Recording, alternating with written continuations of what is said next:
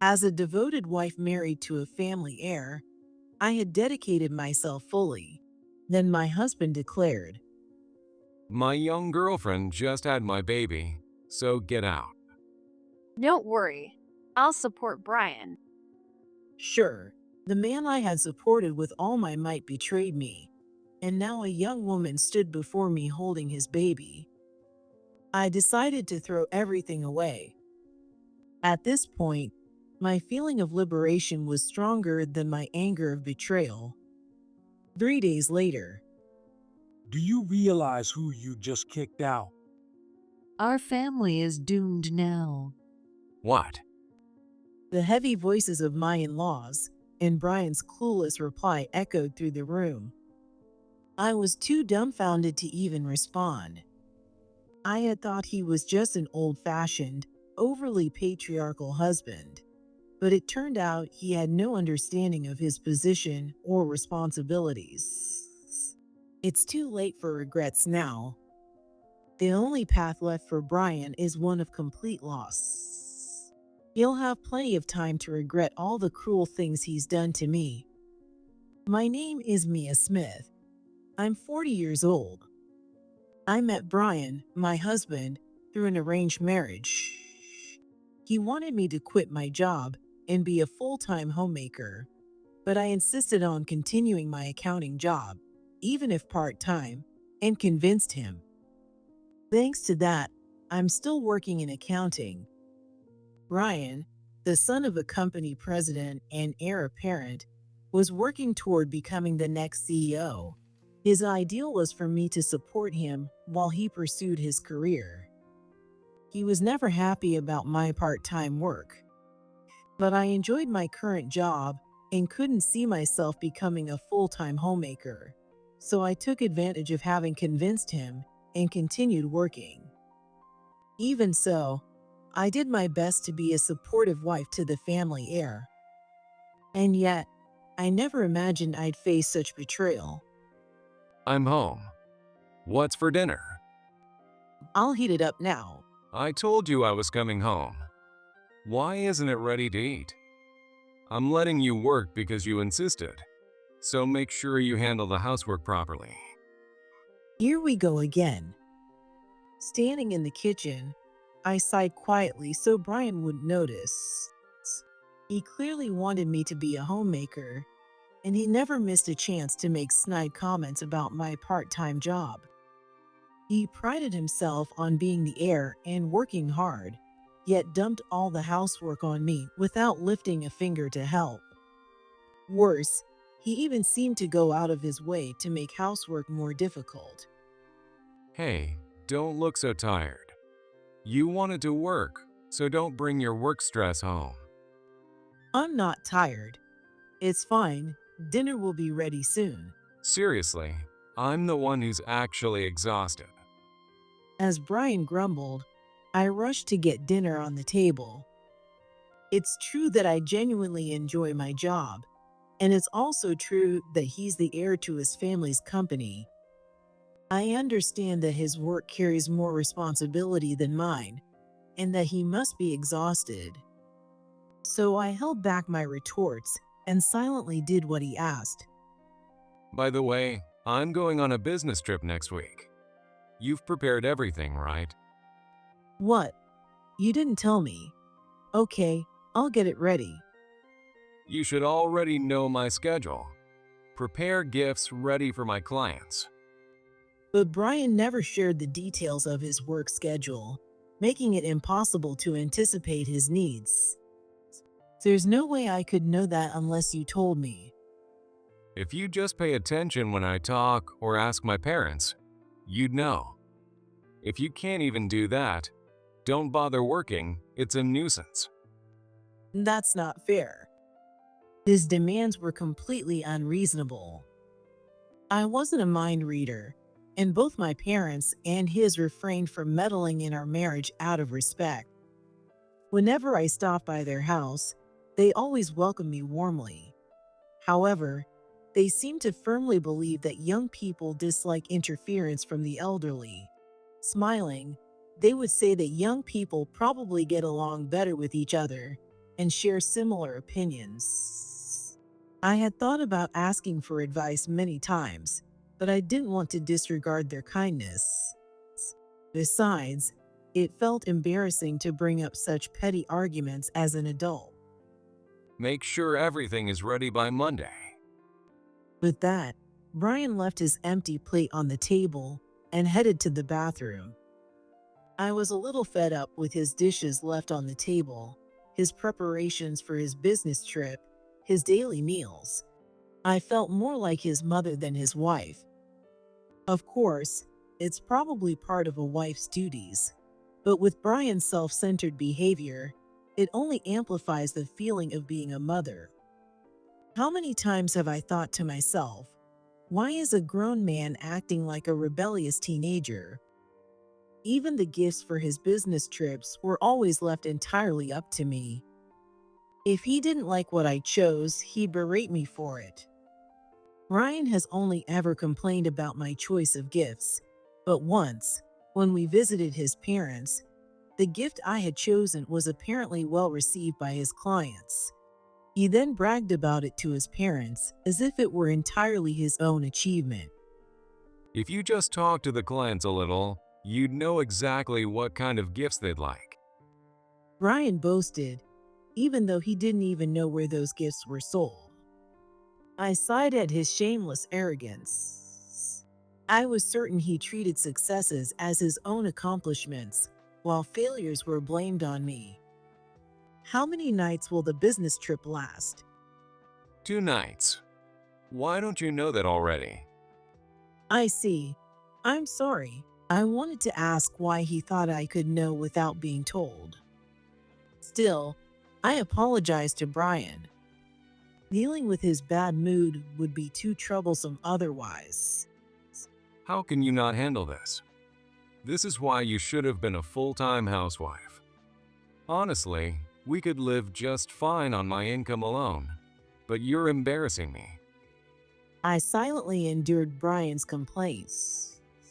They were practically his catchphrase at this point. Brian seemed to feel that my working was a subtle insult to his ability to provide. No matter how many times I refuted this, he would always bring up money eventually. Perhaps his pride as the next CEO drove this insecurity. His parents had never mentioned money or my job, so it was clearly Brian's own hang-up. His fixation on money made me feel as if I was at fault for working just because I wanted to.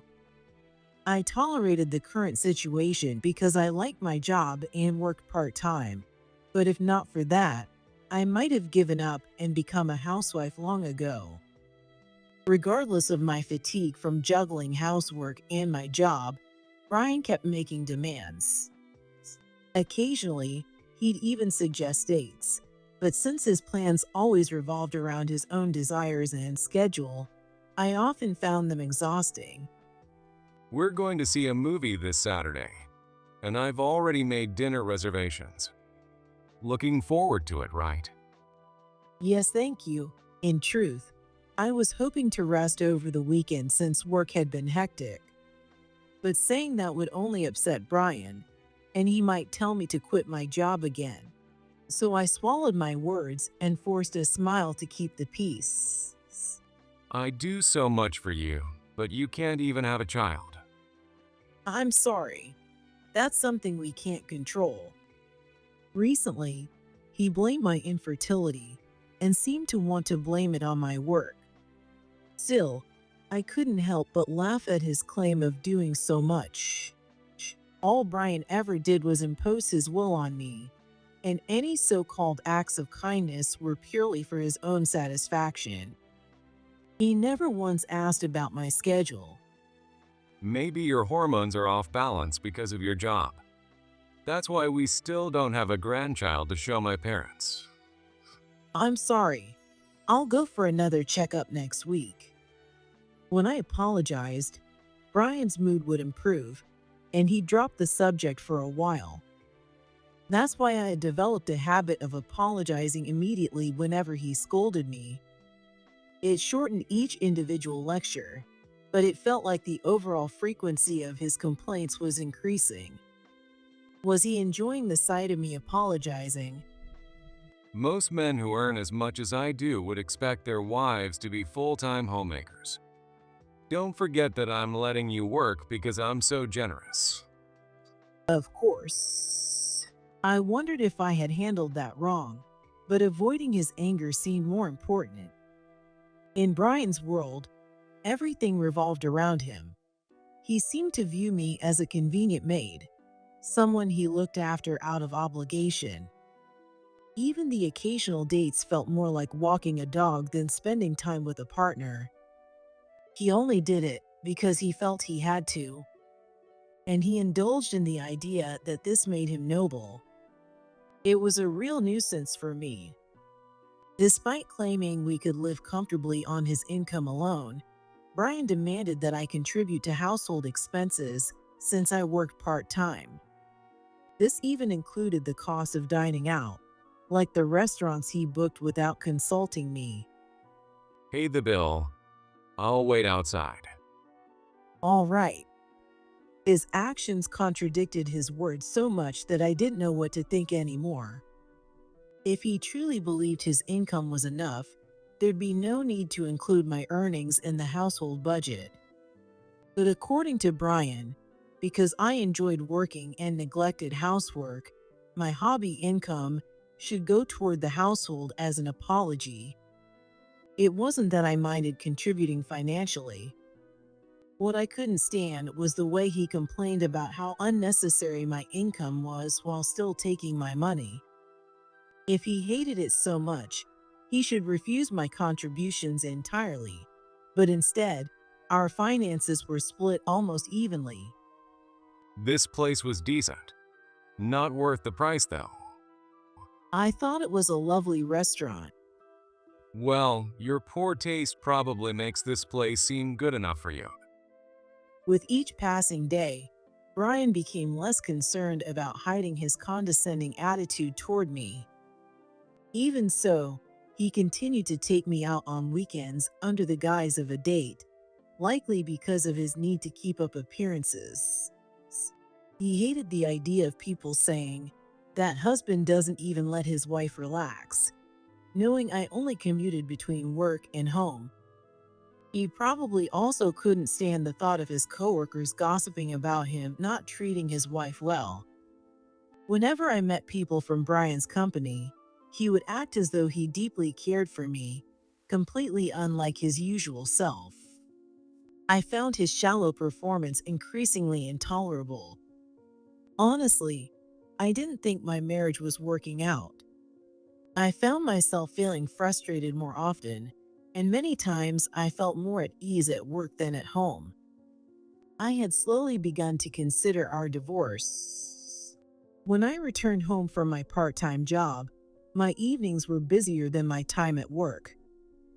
I had to do all the grocery shopping, fold the laundry, cook dinner, and finish all the household chores in the morning and evening while Brian was at the office. I've told him so many times to empty his pockets. As I hastily folded the laundry, I pulled out a crumpled piece of paper from Brian's pocket and frowned. Even small things like this would end up being blamed on me, which only added to my frustration. I picked up the card-like piece of stiff paper, which turned out to be something resembling a loyalty card adorned with garish pink hearts. This is. I looked up the address on my phone and discovered it was a loyalty card for a hotel.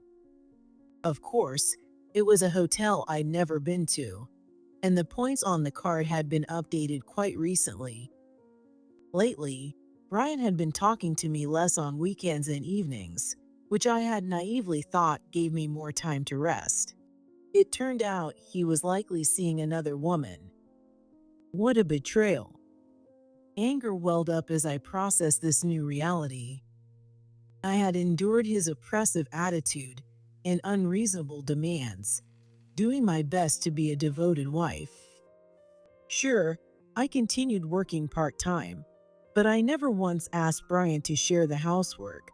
The money I earned wasn't for my personal use, it went toward household expenses. I ordered or cooked the meals he wanted, paid for the restaurants he reserved without asking me, and even covered half the cost of the gifts he needed for work.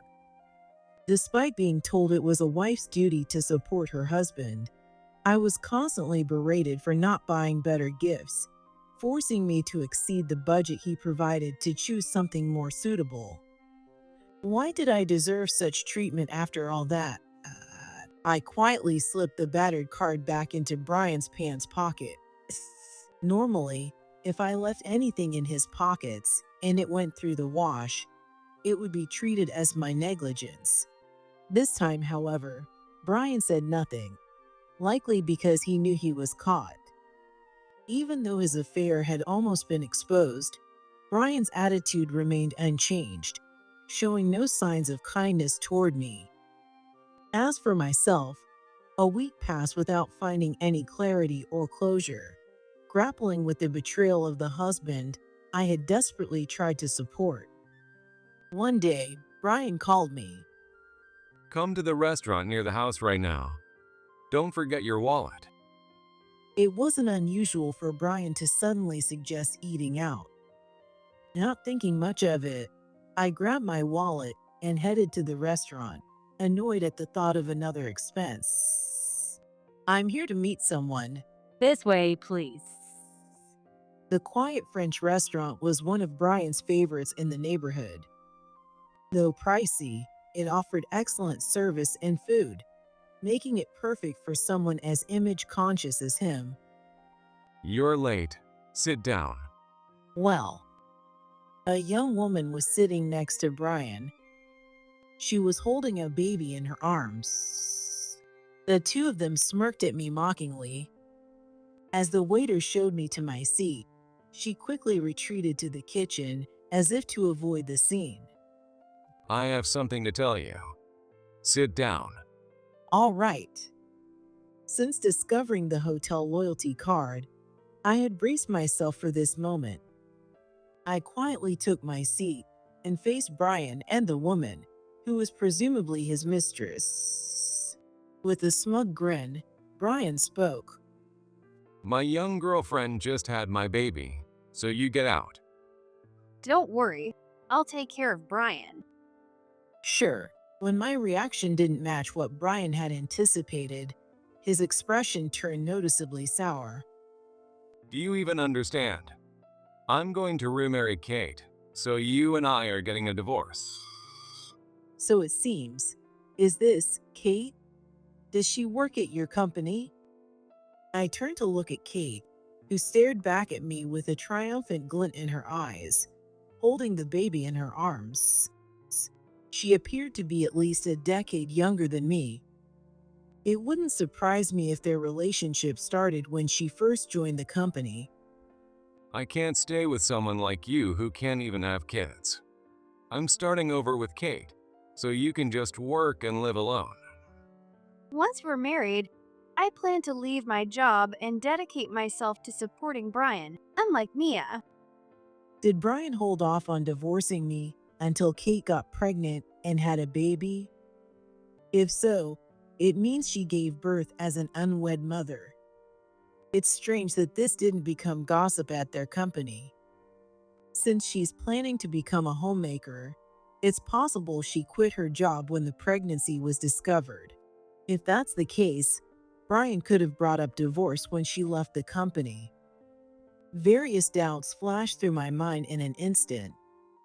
The most likely scenario was that the story about having a baby was fabricated. If someone at the company had become an unwed mother, the news would have surely reached Brian's parents, especially if there were procedures for childbirth, child rearing, or resignation. Given Brian's careless approach to his affair, as evidenced by the hotel loyalty card I found, it's hard to believe seasoned colleagues wouldn't have noticed his infidelity before it reached this point. I considered pointing it out, but decided against it to avoid the hassle. Instead, I discreetly activated the voice recorder on my phone, ensuring Brian and Kate wouldn't notice. I'm sorry to trouble you. Kate, when did you meet Brian? I must have been quite a nuisance to you. Well, yeah, but since you were already married to Brian, I had to tolerate it for a while. I see. So it's been over a year since you two started dating? When I humbled myself, Kate and Brian eagerly began talking about their actions. Apparently, they started dating 3 years ago and believed they were destined for each other, overcoming the obstacle of me to be together. Unaware that I was recording the conversation, they openly shared their story, which only encouraged me to ask more questions. Normally, this would raise suspicions, but they seemed to enjoy my submissive demeanor and felt no need to question it. Now you get it. There's nothing you can do to compete with Kate. You're just a washed-up old lady. You're useless now, so get out of my house now. Understood. Having gathered all the information I needed, I accepted the divorce papers Brian had already filled out. As a gesture of goodwill, I signed the papers in front of them. I'll make sure to file this, perhaps because I remained submissive throughout. They didn't question my intentions and agreed to my suggestion. Be strong and live your life alone from now on. Kate sneered at me until the very end, her expression full of contempt. I smiled at her. With this, I was finally free from everything I had endured. The sense of liberation far outweighed any anger I felt over their betrayal. I walked home with such a light step it felt like skipping. Of course, I didn't pay for the meal. When Brian told me to cover the bill, I pretended to take the receipt and left it behind. There was no reason to pay for the meal of someone I was about to divorce. 3 days later, after I had returned to my parents' home, Brian called me. Hello, what is it? Get back to the house right now. Stop wasting time. His sudden shouting made my ears ring. His tone was more overbearing than ever, and I couldn't help but feel irritated. You're the one who told me to leave and get out of the house after the divorce. Why should I come back now? Don't talk back to me. Just come back now. It was pointless to argue. Honestly, I didn't want to go, but if I didn't, he'd keep calling. Worst case scenario, he might even show up at my parents' house. To avoid that, with a deep sigh, I gave in to his demand. I'm no longer working part-time, so I won't be able to come until after 6 p.m. What? Get here earlier. I have. Goodbye. Cutting him off mid-sentence, I ended the call. How long does he plan to treat me like his servant? I was too exasperated for words. He can regret this all he wants. It was likely his parents had said something to him, which explained his panic. But it was too late for that now. The only path left for Brian was one of ruin. True to my word, I headed to Brian's house after 6 p.m. Hello. I greeted quietly as I stepped into the entryway. From inside the house, I heard the voice of my father-in-law, Robert. Do you even realize who you kicked out? Our family is doomed now. What? The heavy voices of my in-laws clashed with Brian's clueless response. Kate was likely inside as well. I didn't hear the sound of a baby crying. It didn't seem likely the baby was simply asleep. As I suspected, the claim of her pregnancy and childbirth was likely a fabrication. Wait a second. Why would the family fall apart just because she left? She's just some part-time lady, isn't she? I've already told you that Nia's family is one of our business partners. How could you call her just a part-time lady after hearing that? My mother-in-law, Susan, let out a voice that was almost a scream. Well, she wasn't wrong. Even I was too stunned to respond. I had assumed Brian was just an old-fashioned, authoritarian husband, but this showed he didn't understand either of our positions. Then again, I'd suspected he had little understanding, but I hadn't anticipated he was this ignorant. Mia stopped working part-time after the divorce and now holds a managerial position at her company. She's responsible for accounting there. While she was part-time for a while, that was thanks to you. Susan let out a heavy sigh as Robert spoke. Well, it was true. Because of my divorce, my part-time stint ended sooner than expected. I couldn't help but chuckle at Robert's ironic tone.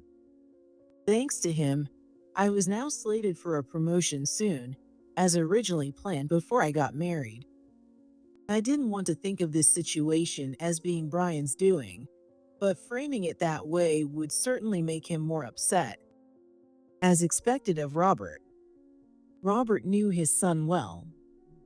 Mia will soon be involved in managing her company, and because of your actions that damaged her credibility, it wouldn't be surprising if her company cut ties with ours. Why? Work and personal life are separate.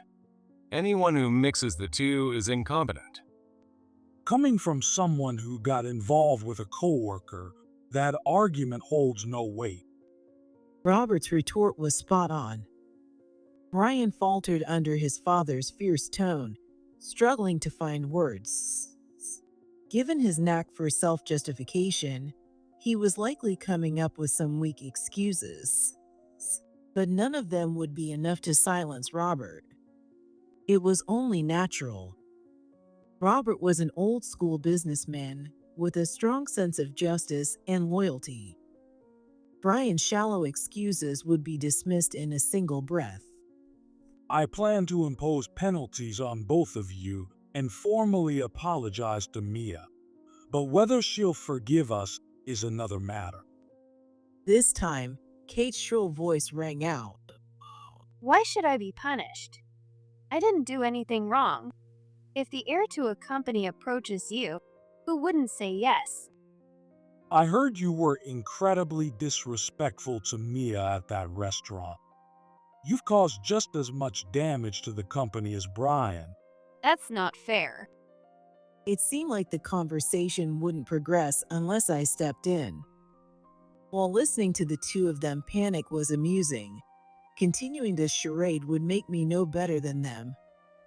Resolving to act, I called out again and entered the house. Excuse me, I'm sorry for being late. No, we're the ones who should apologize for troubling you. We deeply regret the inconvenience we've caused. As soon as I entered the room, Robert and Susan both apologized. Meanwhile, Brian and Kate glared at me with resentment, creating a stark contrast. I maintained a calm demeanor and addressed the couple. Please don't apologize. Neither of you is at fault. I imagine you're concerned about the business partnership, but work and personal matters are separate. I wouldn't let this affect business dealings. At that moment, Brian's face lit up, as if he'd been vindicated. Of course. You've never had kids, you don't do housework, and you've only caused us trouble. Mom and Dad are worrying over nothing. Shut up. Robert's sharp rebuke immediately stopped Brian, who had been riding high. Honestly, I wished he would learn to read the room better. The fact that Brian and I even had an arranged marriage was because of the business relationship between our families. Since both families had children of similar ages, the idea came up. But as Robert had pointed out, my family's company was the larger one. From Robert's tone, it was clear that losing this partnership, or even just reducing business with us, would be a severe blow to their company, potentially even putting it at risk of bankruptcy. Do you understand that you've brought our company to the brink of collapse? I had never seen Robert, usually so mild-mannered, this angry before. His voice was lower and more menacing than ever, brimming with fury. Even Brian, his son, seemed unaccustomed to seeing his father this enraged. But the next moment, Brian appeared to shake off his fear, his expression hardening as he raised his voice in defiance. That doesn't matter. I'll make the company successful without needing any business with hers. Such confidence. He has twice as much confidence and self-affirmation as others. It would be his talent to show it in this situation. Like me, Robert seemed to have passed the stage of anger and moved on to astonishment. What are you saying? You didn't even realize Mia is the daughter of one of our key business partners until now. There's no way you can pull this off. While Robert raised his voice in frustration, Susan looked at him with an almost expressionless face. I've already decided to hand our company to someone else. I've been saying for some time now that leaving it to you would risk the livelihoods of our employees. For someone as responsible as Susan, that would indeed be her greatest fear. Neither Robert nor Susan would want so many people to suffer just for the sake of one person. Since they are both principled individuals, they would never allow such a thing to happen. That's ridiculous. No one cares more about this company than I do. I'm the most qualified to take over. All you do is act impulsively, forcing others to clean up your messes afterward. I was willing to give you the benefit of the doubt because you were trying hard. But now you've spent your time fooling around with young women at work while delivering subpar results. That's unacceptable. It seemed that Brian's reputation with his parents was even lower than I had imagined. Living with him at home, I had suspected he wasn't particularly capable at work, but I didn't think it was bad enough to make his parents worry about the company's survival. In hindsight, I might have made the right decision by divorcing him. Living with someone like him would inevitably drag me down as well. At worst, I would be the one supporting us financially, while Brian leans on me entirely. As I was thinking about the dreadful future I narrowly avoided, Kate, who was arguably closest to that grim reality, raised her voice. You've got to be kidding me. I only agreed to date you because you promised I'd get to be the stay-at-home wife of a CEO. If this is how it's going to be, I'm done playing house with an old man. Well, that reaction was predictable. Do you know how hard it was to borrow that baby from my relatives? You said everything would work out fine, and now I'm the one left holding the bag. How are you going to fix this? Hey, do you really have to bring that up here? It seems that the baby was part of an elaborate ruse concocted by the two of them. This means there is no unfortunate child born from their relationship. At least no real child was involved in this mess, which was a relief. But that didn't mean the rest of the situation could be overlooked. I won't hold your father's company responsible, but I will be suing both of you for damages. I have plenty of evidence from your testimony and the private investigator I hired, so don't think you can deny it. After discovering the hotel's loyalty card, I had hired a private investigator to dig into Brian's affair, even though I was struggling to process everything emotionally. I had already consulted with a lawyer as well. What? Dad, help me. Brian turned to his father for help, but Robert's reaction was cold. We're not bailing you out. This is entirely your doing. You'll have to pay for it yourself. Sell everything you own if you must. Brian let out an indescribable groan. his face twisting as he frantically looked around the room. Then he turned to me with a pathetic, ingratiating smile. Let's start over, Mia. I need you. When I become CEO, I'll make your life easy. The fact that he still thought he'd become CEO was astonishing. And to believe I'd forgive him for everything after all he'd done to me was equally absurd. You seriously think I'd say yes to that? Don't insult me. Every ounce of affection I'd had for him had long since disappeared, thanks to the way he'd treated me. I swatted away his hand as he reached for me, glaring down at him as he sweated nervously. This has nothing to do with me. You're just a greedy gold digger, trying to take money from him, and now me. If that's what it takes for you to learn a lesson, so be it. Even as she shouted about her innocence, Kate remained defiant. I wasn't planning on demanding an unreasonable sum from her. However, the best way to ensure they reflect on their actions is to make them pay a substantial amount of money. She would also face repercussions from Brian's family's company, which might make her life more difficult temporarily. Still, she was young enough to rebuild her life. Ryan, on the other hand, was a different story. This is ridiculous. This is all your fault. Kate snapped, turning her anger toward Brian. Of course, Brian, equally cornered, began to shift the blame back to her.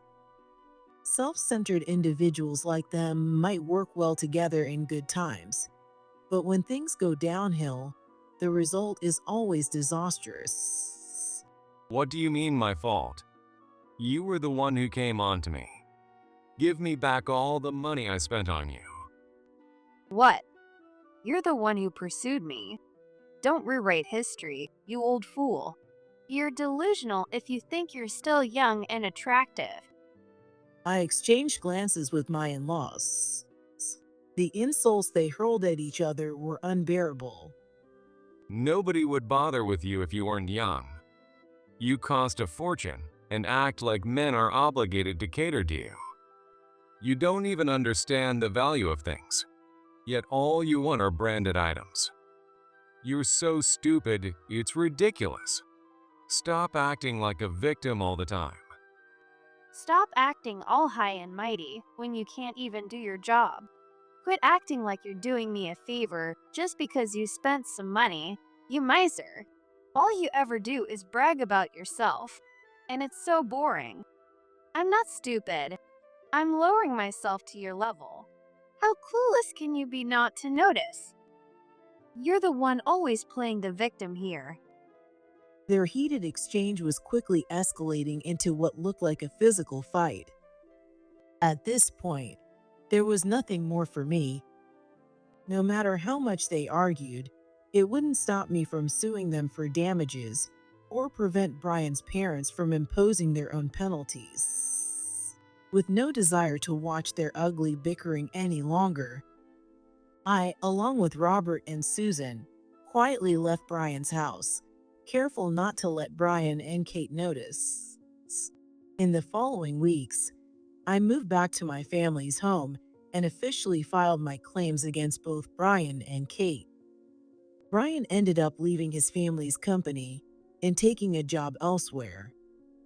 His parents initially intended to support him, but after he tarnished the company's reputation and realized he couldn't become CEO, he left home in a fit of anger.